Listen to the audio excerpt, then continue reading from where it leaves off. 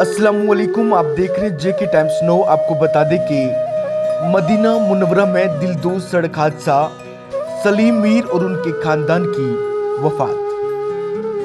Medina Munawwara में कुछ दिन कबल पेश आने वाले एक दिलदोज सड़क हादसे ने पूरी कम्युनिटी को गम में मुब्तला कर दिया। इस हादसे में मारूफ शख्सियत सलीम मीर, इनके बेटे और अहलिया की जान चली गई थी। ये न सिर्फ उनके खानदान बल्कि इनके दोस्तों और चाहने वालों के लिए भी नाकाबिल बर्दाश्त है।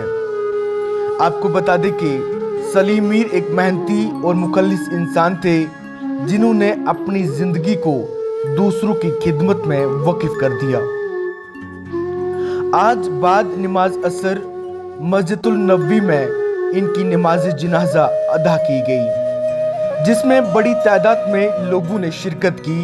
वहीं पर हाज़रीन ने सलीम मीर की खिदमत और उनकी शख्सियत का जिक्र करते हुए कहा कि वो हमेशा दूसरों की मदद के लिए तैयार रहते थे।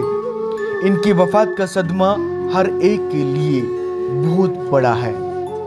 आपको बता दें कि नमाज जनाजा के बाद इन्हें जन्नतुल बकिया में सुपुर्द खाक कर दिया।